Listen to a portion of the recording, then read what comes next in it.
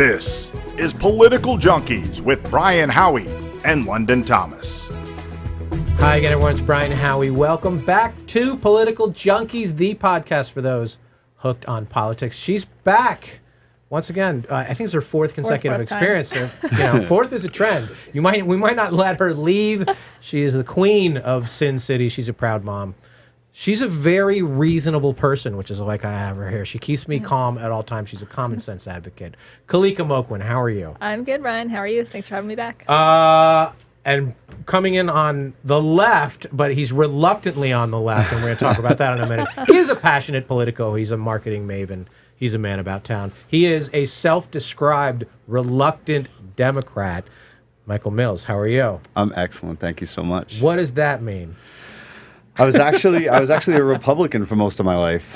Just like Donald Trump. Yeah, no, the opposite. And I just, over time, studying, experiencing life, I've definitely moved to the left on a lot of things. And then I think right now, I just don't understand how anyone could possibly be a Republican or supporting the current situation. So, how old were you when you changed? Because a lot of it, as people get older and they get more responsibility and they have families, tend to move right. That sounds selfish to me, but we can. I would say for me, the interesting thing was I grew up in the Boston area, which is obviously incredibly democratic and liberal. And I went to. It's wicked awesome. It's wicked awesome.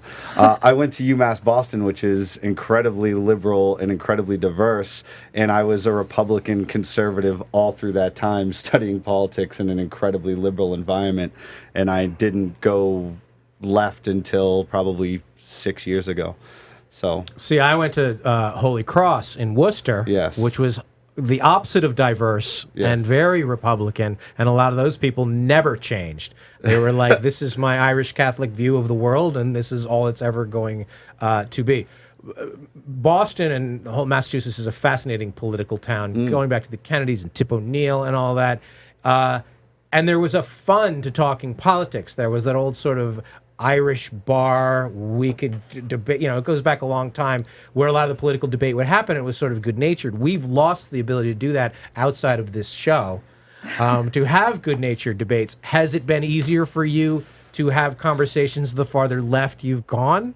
No, I mean, I think it's really weird because as much as Boston is liberal in many ways, because of the Irish Catholic side of it, there's always been a very social conservative stream. For instance, abortion and gay rights were not an easy thing to pass in Massachusetts, even though we were a very democratic state.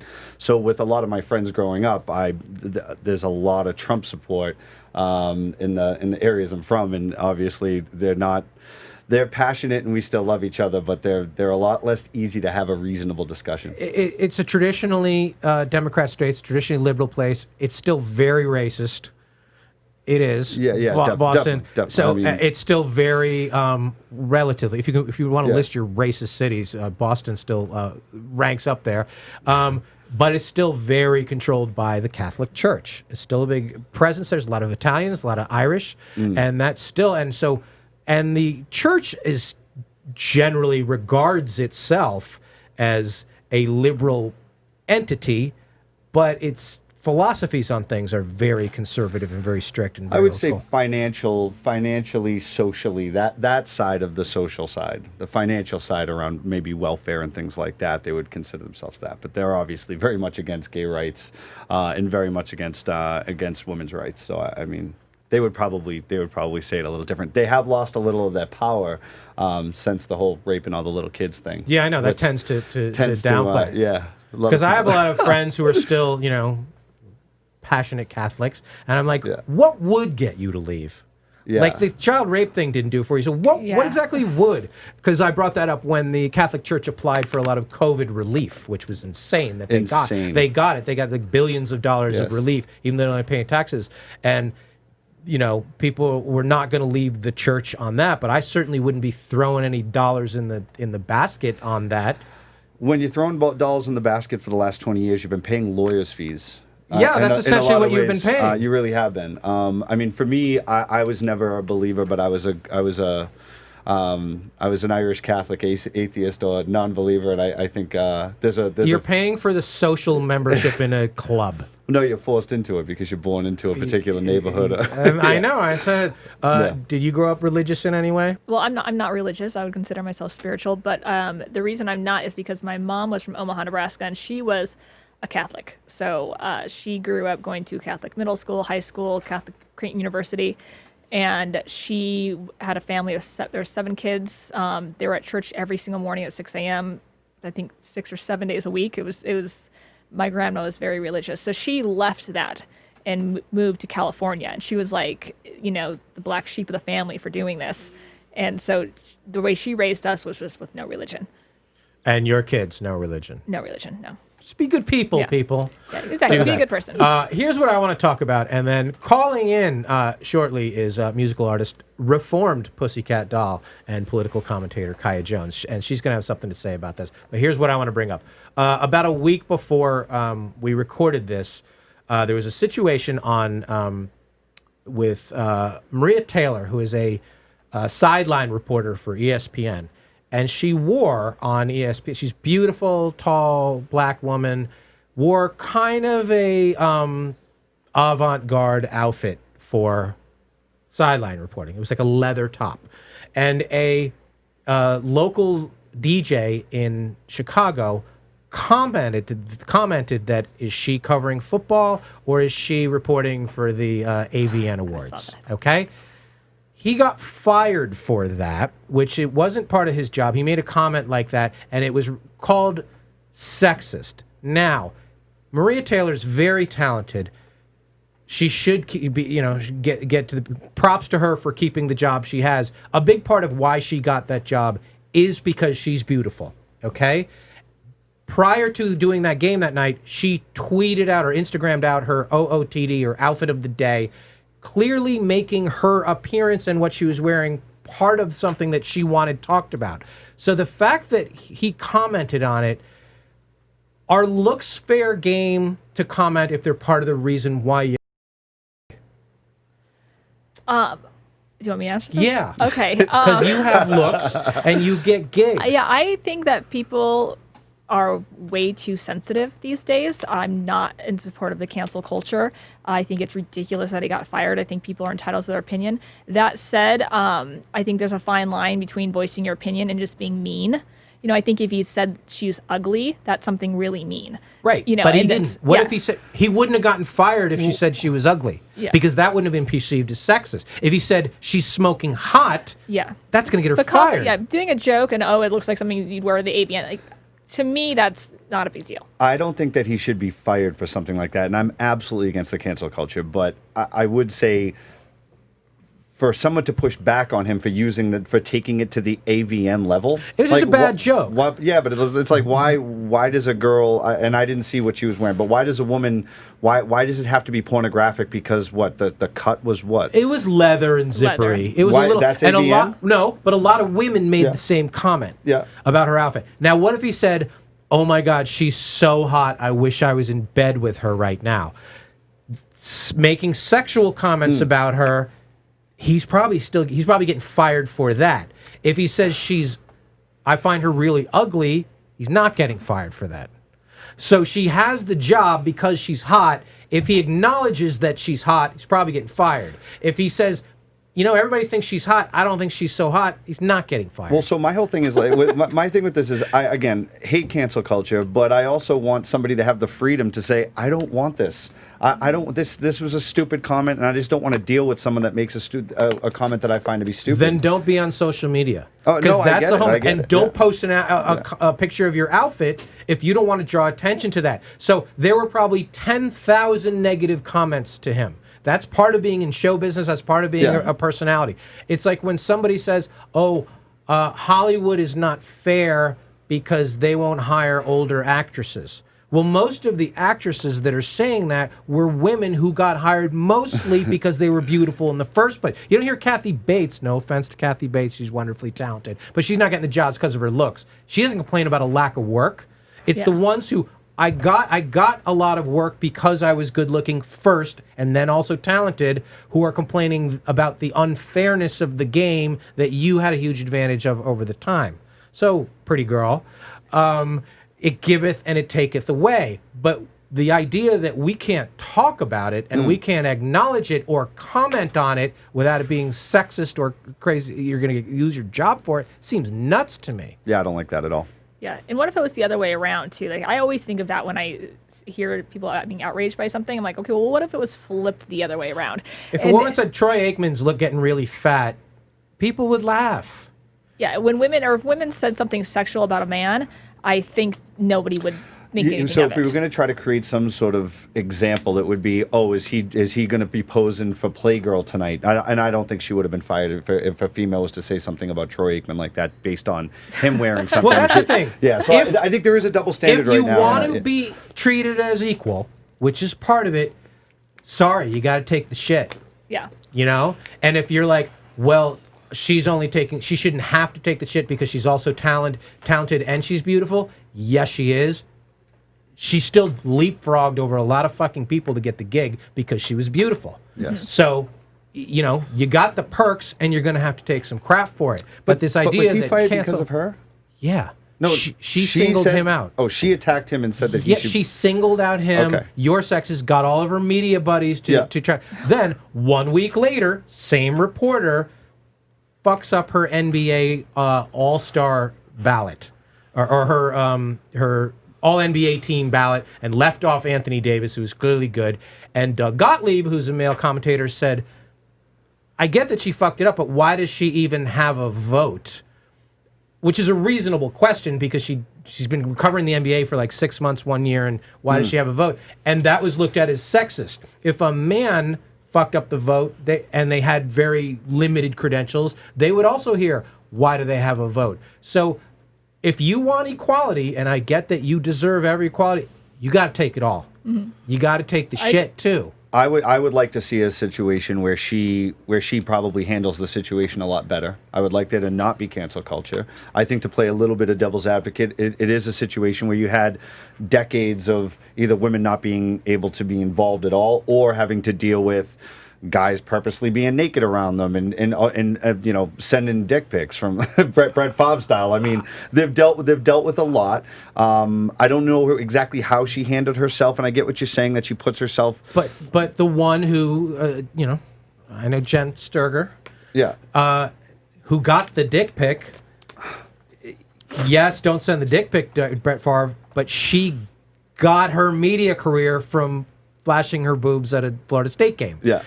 Erin Andrews embraces the fact that she's like, I'm hot. I'm going to work this. I understand a big part of why I got the job is because I'm blonde and I'm pretty. So pretending that doesn't exist or be like, I'm going to use it for this, but if you comment on this, I'm going to make sure you lose your job, that doesn't seem equal. And that doesn't seem like that's progress for women. So I agree. You should own it. Right? Aren't you going a little bit farther than you probably should when you go from they shouldn't comment on it to the comment was actually about the AVN? It was a bad joke. Well, I know, and I get it, and I like jokes, but you're basically making it out like commenting on somebody aesthetically is the same as comparing them to adult video. I think leather and zippers has a sexual. Like, what the fuck is she wearing? It seemed a little odd to wear for a football game. There is a sexual connotation to leather and zippers, right? I don't make the rules on that.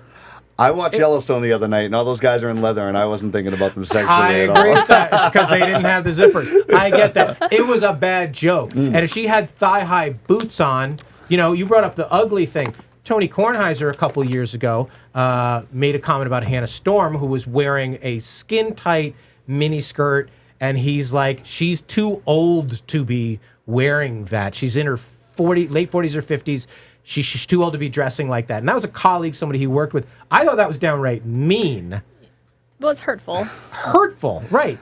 I don't think Maria Taylor was hurt by this. That was a bad joke. But making a mean comment probably also shouldn't get you fired at that level. But that seems worse, right? So I like the idea. I want to keep jokes in life. I hate the fact that we're losing comedy. Like, that's a joke. Like, that's just stupid to me. I hate cancel culture.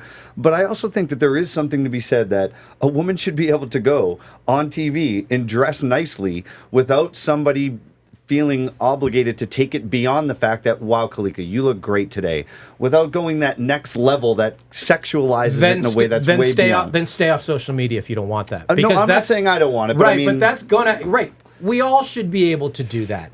But if you're an attractive woman or a man or whatever, and you're in the public eye, people are going to comment on you. So it wasn't threatening. It was just a stupid sexual joke.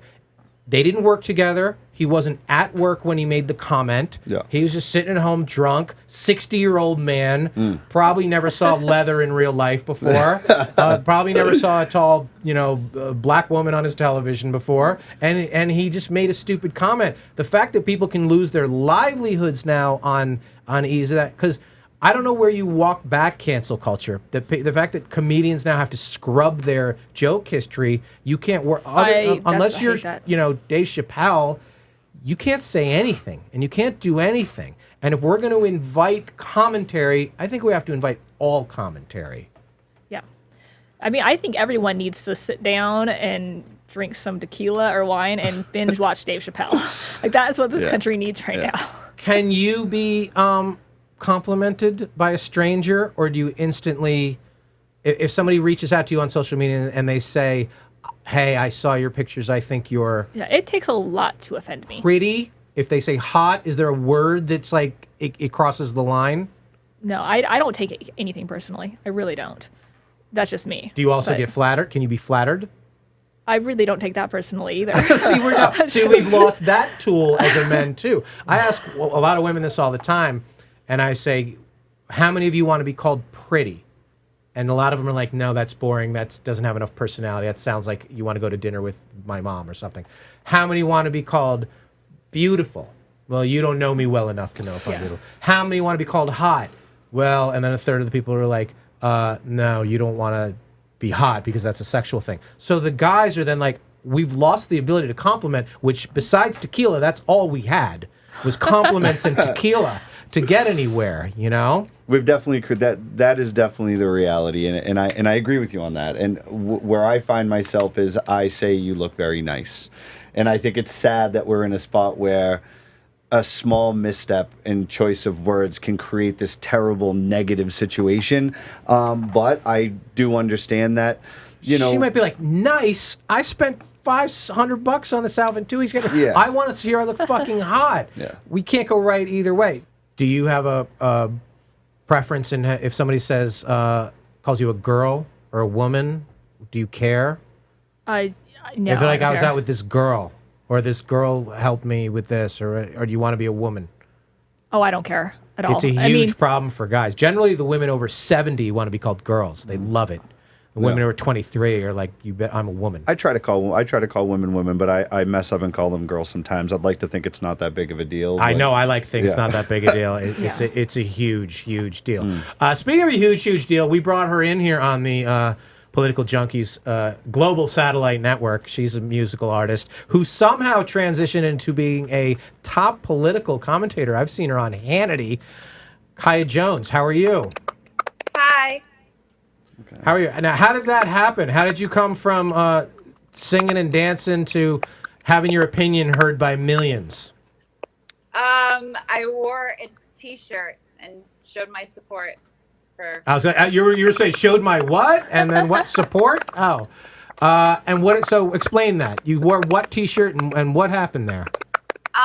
No, I had a Trump shirt that I had bought and felt like I couldn't wear it because everyone was, saying all these horrible things about anyone who supported him. So it sat in my closet from June until January. And I decided to put it on and take a picture and post it to social media. And then that turned into a crazy new life. Yeah, it is. I mean, there are, you can almost name sort of the public personalities who have been out there with their support of Trump. And a lot of them are really going out on a limb. A lot of them are really risking career. And it's crazy that you can't have an alternative political opinion, that you are getting or not getting jobs. If you're somebody like, I don't know, James Woods, who could get jobs all along despite his sort of checkered, pervy past. Yet his voting thing is, of all things, the ones that is keeping him from doing that. Did you get immediate 50-50? People are like, yeah, you go, girl. I'm with you, Trump. Or did you just get a bunch of hate right away? Well, right away, most of the people that I worked with didn't want to work with me. Right away, I lost about 9,000 followers on Twitter, but within 24 hours, I had 75,000 new followers, and then it was just a plethora of people who wanted to talk and hear about why and what made me a conservative, you know? Well, I'm going to ask you that too. What made you a conservative? God, ultimately, my faith. And why? Because we talked about religion a little bit before you came on. Why? What about your faith leads you towards? Well, I'll just say Trump. Well, I'm going to go ahead and say, what currently do you not feel is right now like straightforward good versus evil? Like, to me, I don't recognize our country. I said that 3 years ago. Everyone thought I was nuts. And of course, now I think everyone's feeling it.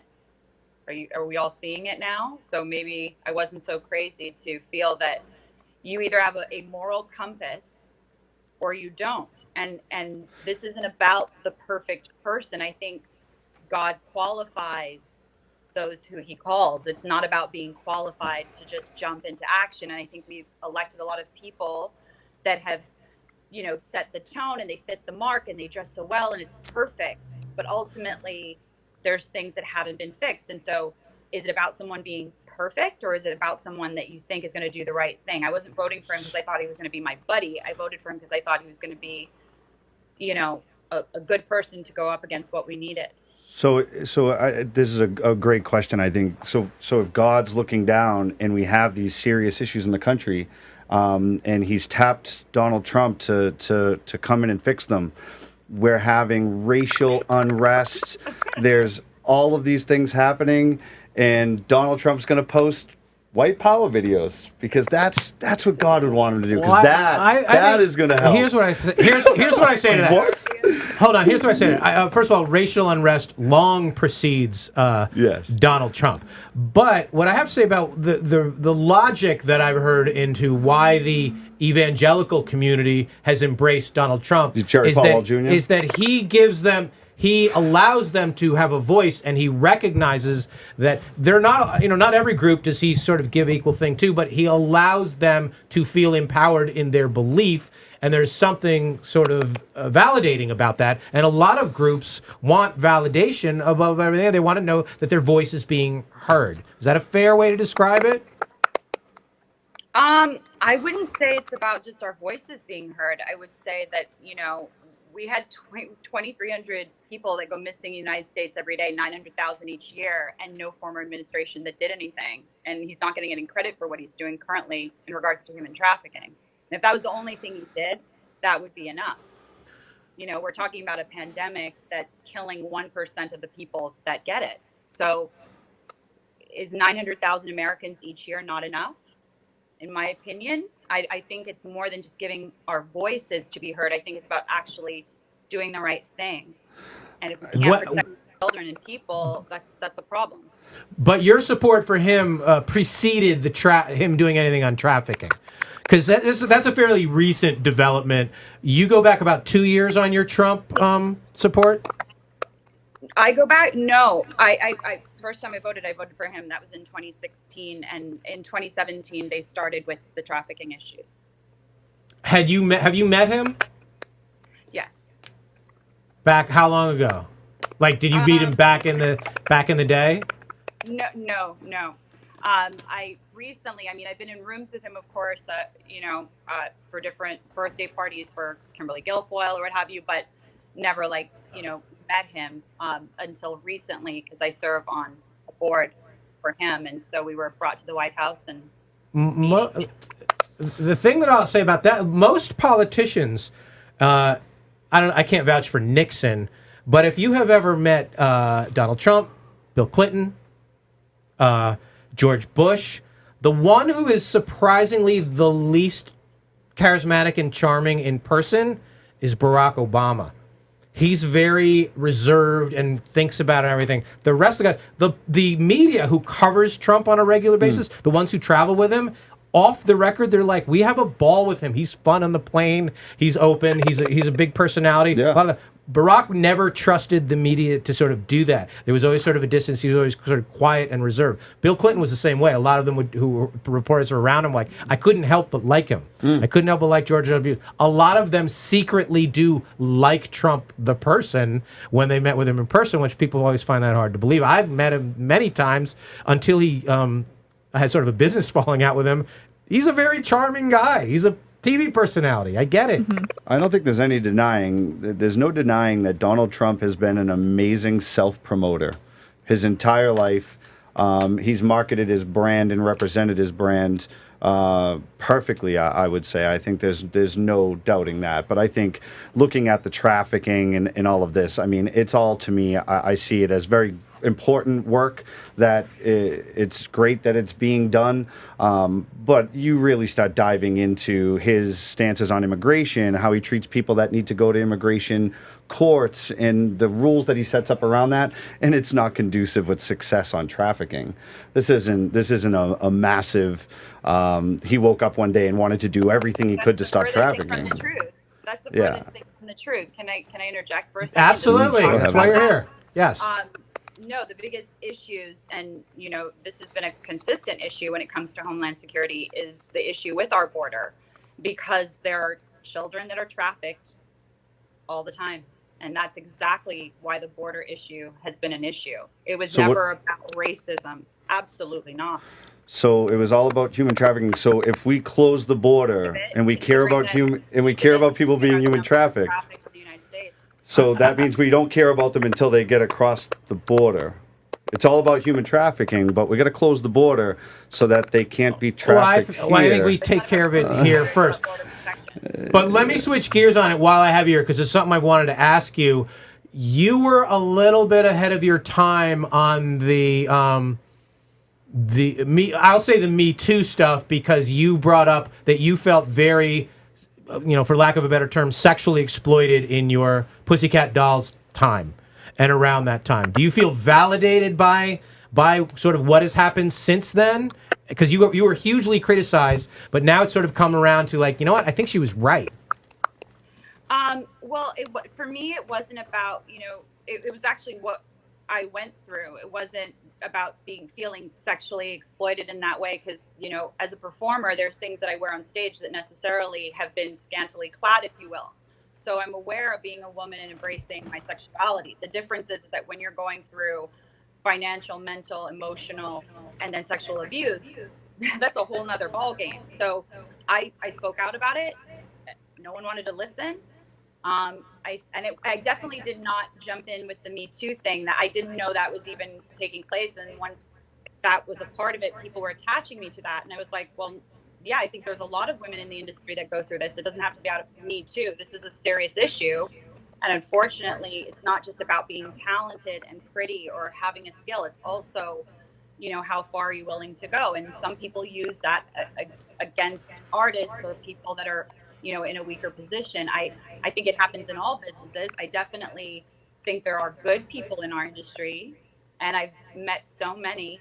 So, my single experience with that was a very small one, but for the most part, I think there are a lot of better people in our industry than the bad ones, for sure. Because we talked about that before you came on a little bit, that, like you said, you're on a stage, you're singing, you're dancing, you're scantily clad. People are noticing your appearance. They are commenting on your appearance.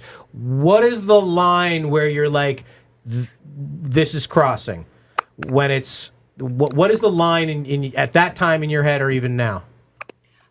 That time for me, I've spoken about this at trafficking events, and speaking about, for me, when I felt that I could no longer be in that group, was when we were performing at Divas Live at MGM Grand Garden Arena. There was, a 4-year-old and a 6 or 7-year-old little girl beside her sister, and her parents were there. And, the little one looked up and she was like, oh, she's a pussycat doll. In her mind, it was like, wow, I want to be that. that was a pivotal moment for me because it was about what she saw on the outside of what we reflected, but not the internal damage that was being done. And what was the internal damage being done? Well, I think I've been pretty open with speaking about it. I mean, do you want me to relive the abuse? No, you don't have to relive it. Just like if you had to say one sentence to a 6-year-old girl saying, I know it seems like this, but it's actually this, what is the sentence without getting into the details of it? A slave to the game, a piece of property, a cash cow. There's a plethora of things I would use for sure. It varied because there were levels of damage that were done. It was mental abuse, and I can go into the details of that. There's emotional abuse, and financial. I mean, I've stated what we made per hour. I think it was $2.77 we made per hour. And we were 24 hours a day, 7 days a week. I mean, we had sold out shows all the time, sometimes 2 shows a night, and we were not paid per show, and we were not given extra incentives. I mean, I have my paychecks up to prove it. Right. It's sort of like what the NFL cheerleaders have sort of spoken up about the last couple of years. They're essentially either making nothing or losing money or making $5 a game, and they're fine with that to cheer. They're not fine with the guy putting his hand around her in the season ticket holder photo op to grab a little, and the people in charge are like, that's part of the gig, and they're like, that's not the gig, right? Yeah, I mean, but, most of those cheerleaders didn't sell 50 million singles or, 15 or 20 million albums worldwide. I mean, that's a lot of money. So, well, the Dallas Cowboy cheerleaders would look at it like, we built the brand, we're a big part of it. We sell calendars, people aren't, and we're getting no. A bit more, I would say the players, because it's on your back. I mean, we were a team. It was like a team, like any kind of team, and I loved being a part of that team until it was no longer what we initially were. It became something else.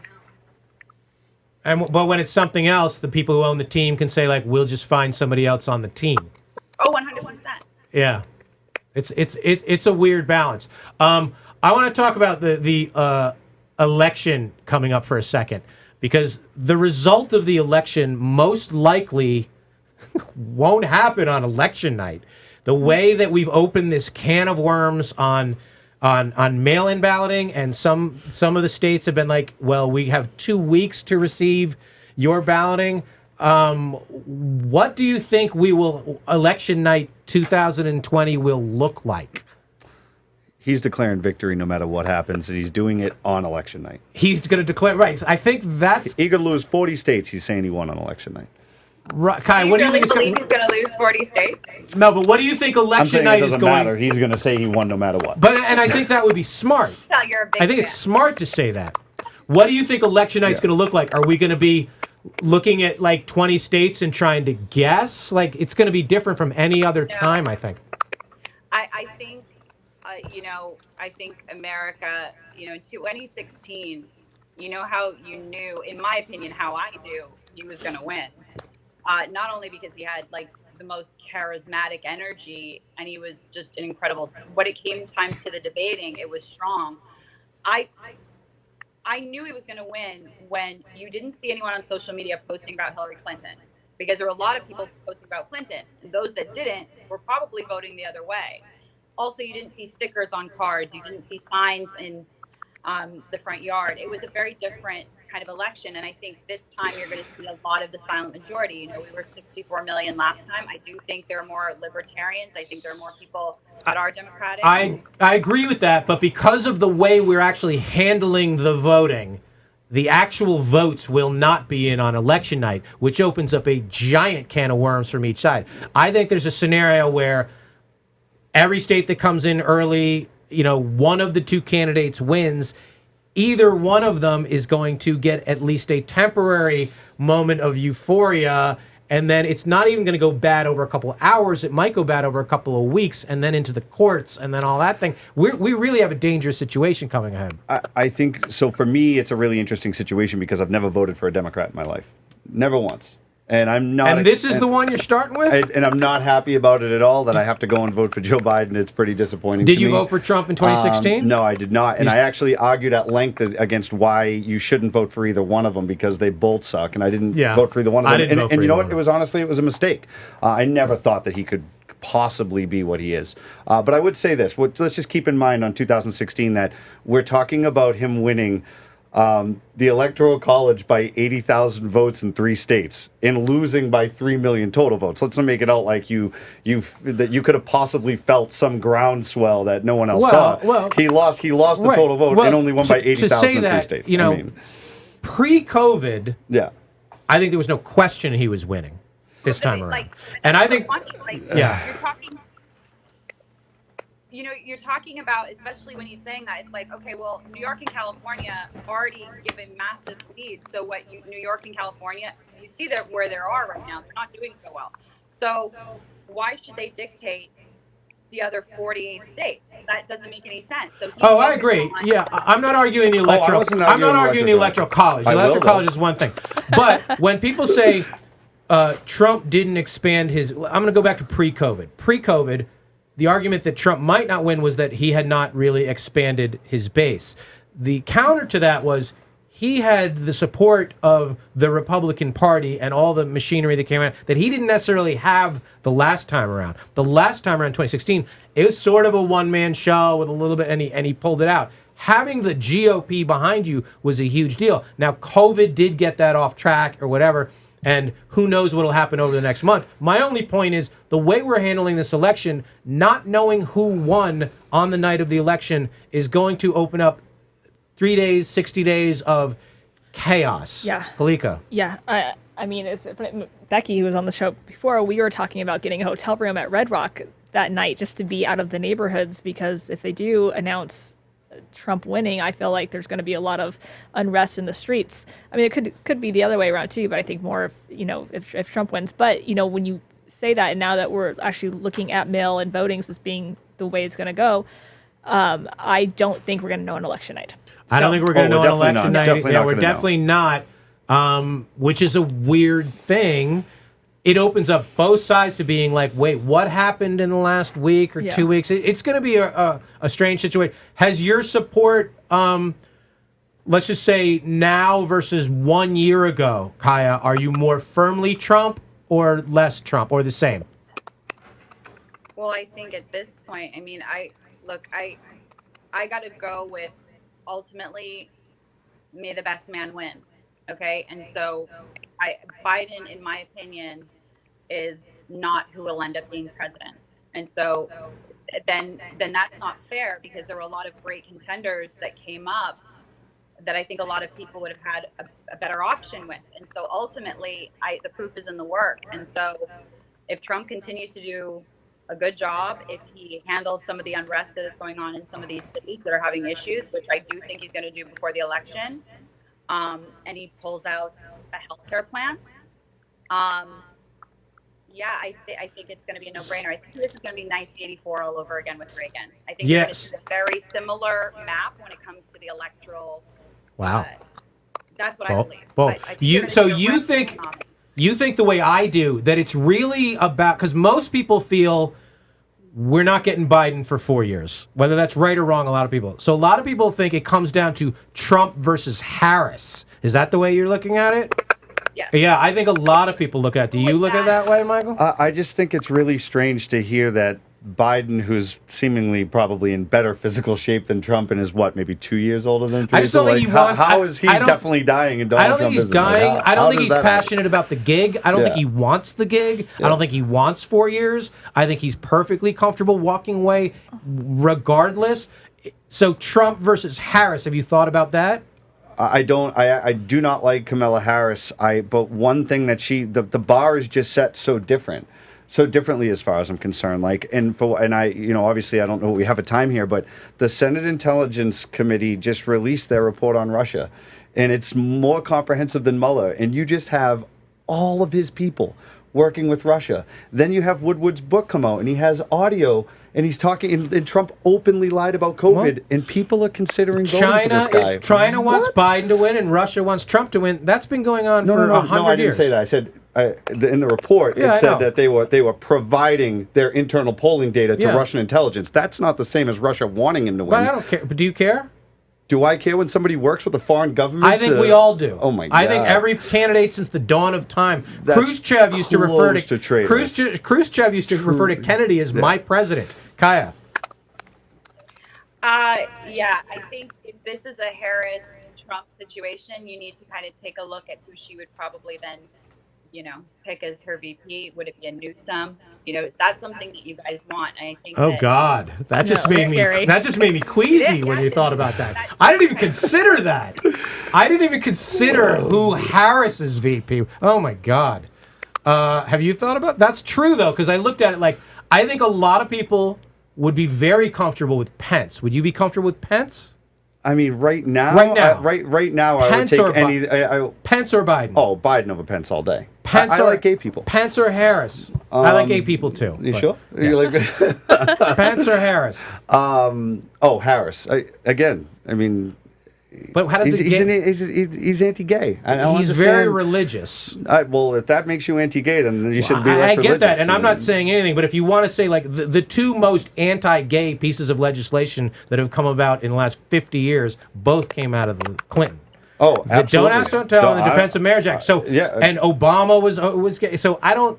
That's different from how they You haven't named anyone I voted for, so I'm perfectly fine with I get that, but we can cherry pick on that. A lot of people be like, I think Pence is capable of doing the job. And so isn't Kamala Harris, and anyone who thinks she's not, and I don't even like her. Well, because she's a 2-year senator with a very checkered attorney general history before that. I'm not sure that... Checkered or some issues. She's not the most experienced candidate to run for... She was the attorney general of an economy, of a state that has the economy that's like the 5th to 6th biggest in the world. I mean, right. I think you move up from that to maybe governor of a state. Maybe. I mean, do you think that she got chosen because she's best for the job, or do you think it was more like they're pandering? Well, do you think that? Well, it's the same thing. Why do you think Pence got chosen? Because Donald Trump's obviously not a Christian, so they had to go and get a Christian to. I agree with that. It's the same thing.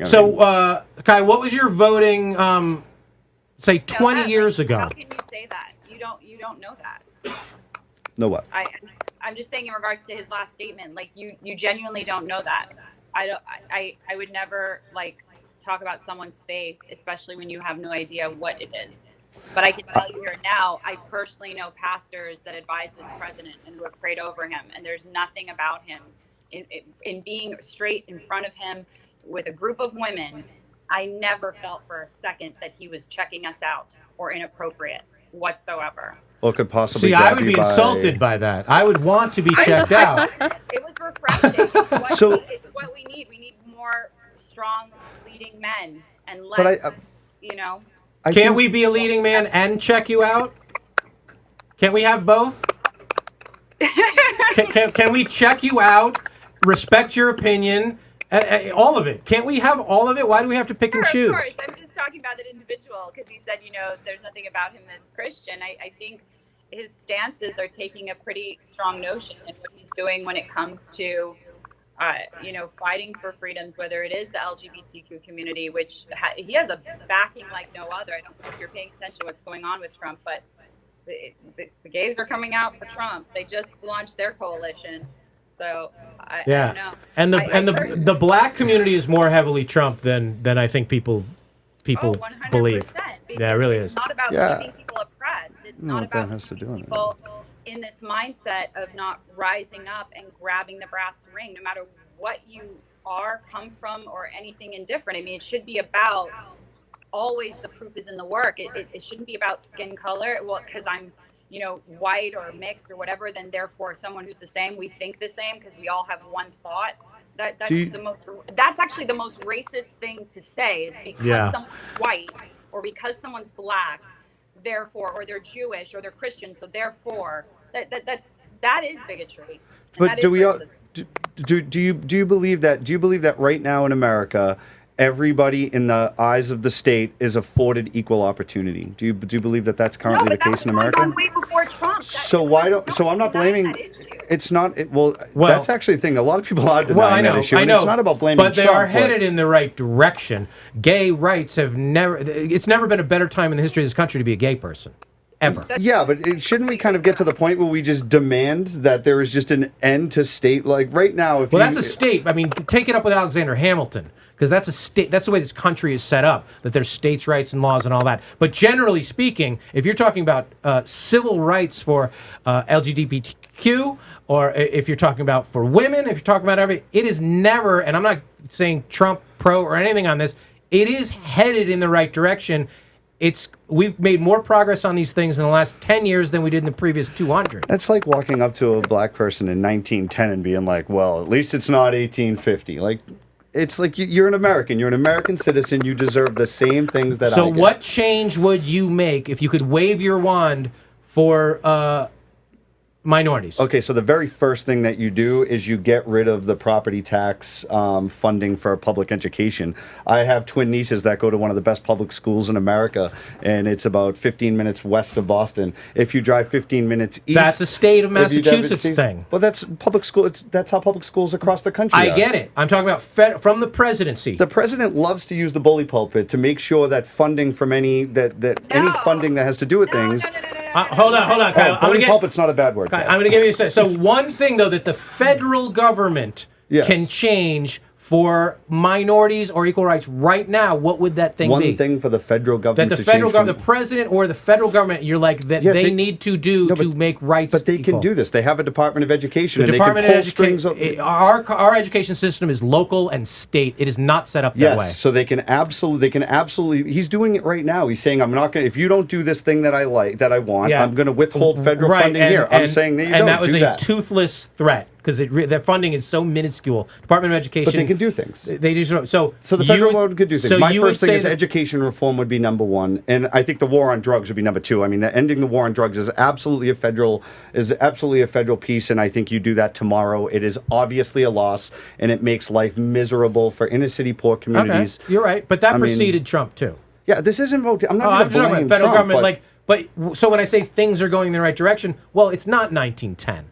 These are very specific program things. Yes. This is not like, black people can't get a job or women can't do this. No. We have made some progress. Kaya, Absolutely. One thing you would wave if you were president for one day, you could wave your wand. What change would you make legislatively? Legislatively? Yeah, something you're like, I wish this was a law. I don't know. I don't really want to get in that position. I think it's a pretty big decision. It's not one that I would take lightly. So I really don't know. I wouldn't just wave a wand. I do feel that America is one of the best countries on the planet. And honestly, I'm heartbroken to see the hatred that's going on. And I do feel that it's being pushed by the media and created because, to be honest with you, if we can't be positive and celebrate our victories. Like, it was a big deal when Michelle and Barack Obama became our first lady and our president. It meant a lot to a lot of people. And so to basically say that didn't count, that never really happened, and that we're this backward way thinking country is pretty crazy that the media has been able to allow you to think that, because we just had the first African-American president. So to say that we're not moving in the right direction is wrong. I don't think Kamala too. Okay, wave your legislative wand. What change are you making? Well, I just want to say first, I agree with Kaya and all the progression we've made. And when Barack Obama did win his first term, his speech was the American dream is alive and well.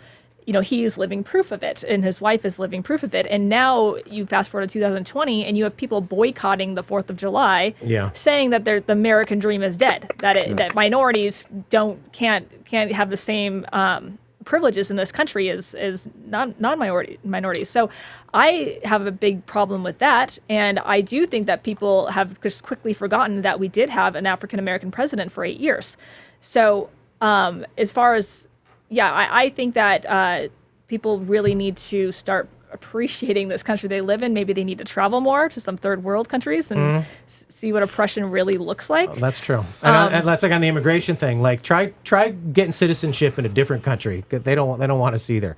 My thing I would get, and this has been exposed during COVID, I would get rid of the FDA, because clearly it is not run by medical people. Clearly it does not have the best interest. There's a lot of money. There's a lot of like, oh, let's just cut the red tape here. It is just a roadblock to progress and all that. I would get rid of a lot of the federal agencies. Oh, if I FDA, could do... FCC, IRS, a lot of these things. So your original Post question... office.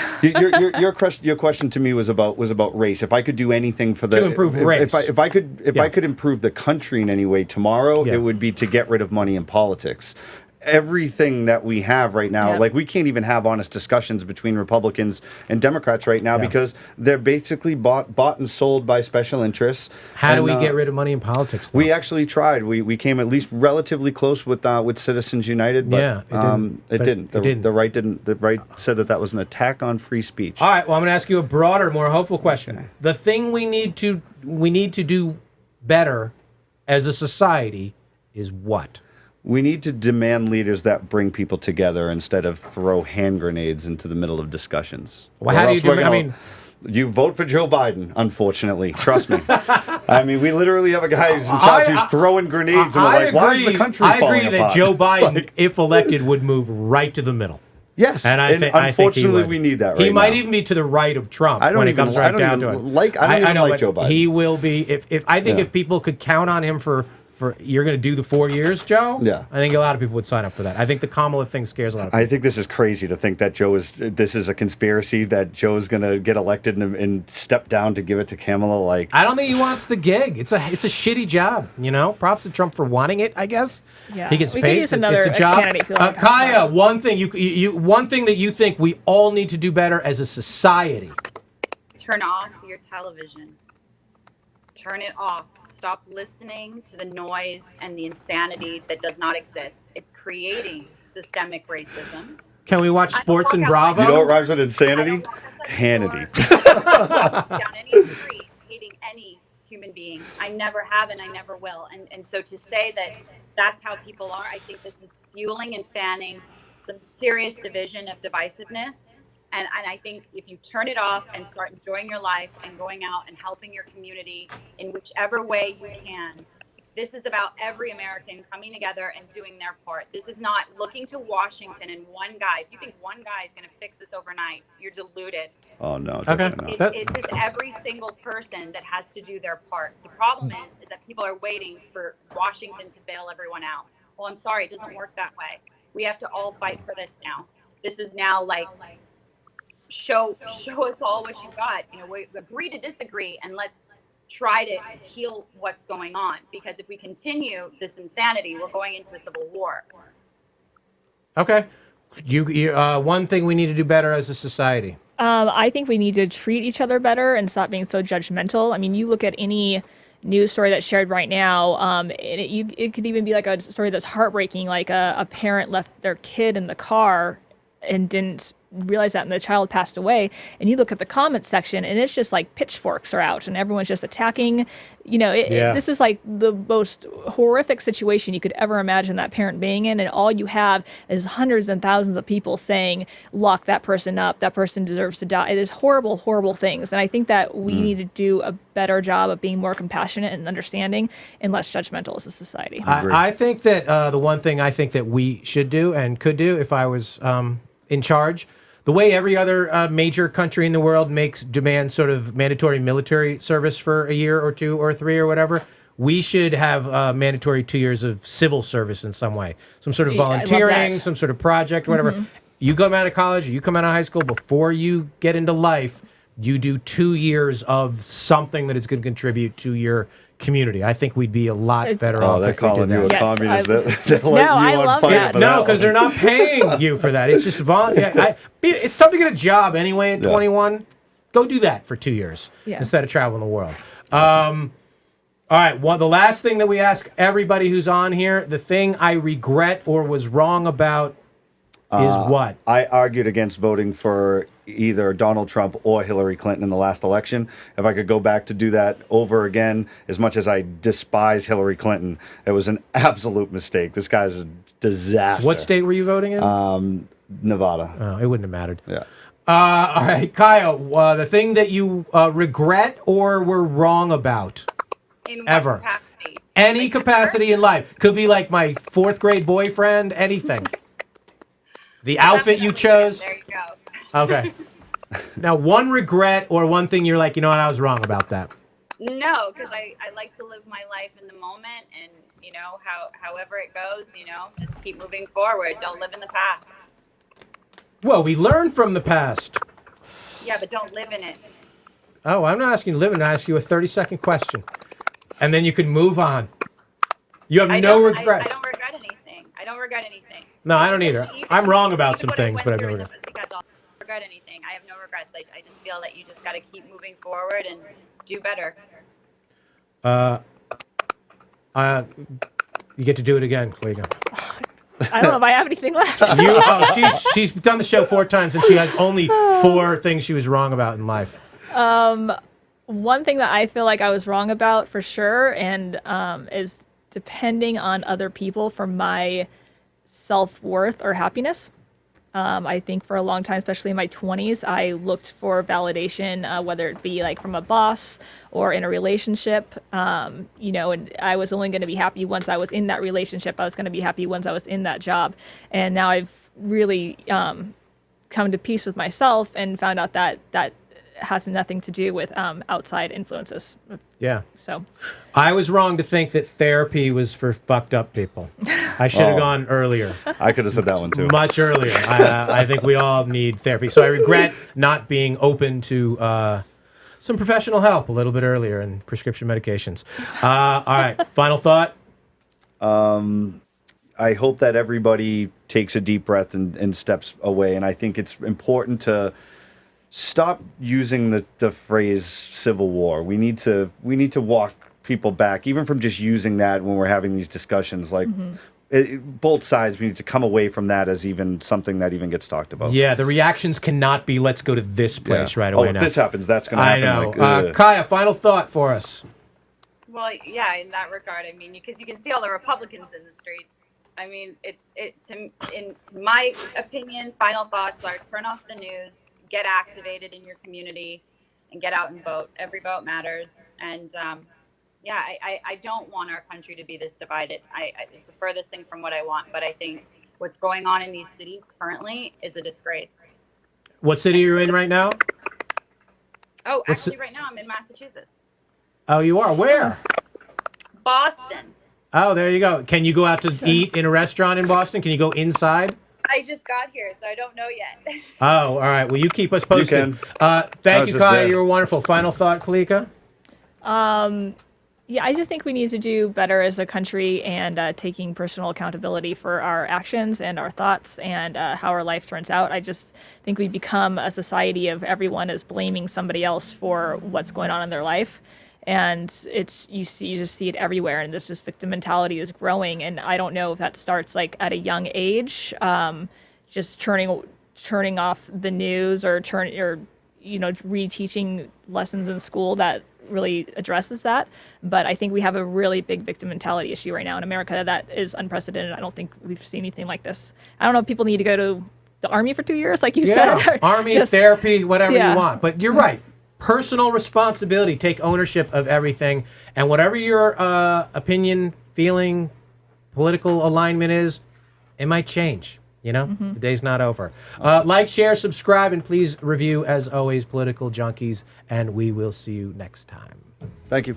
Thanks.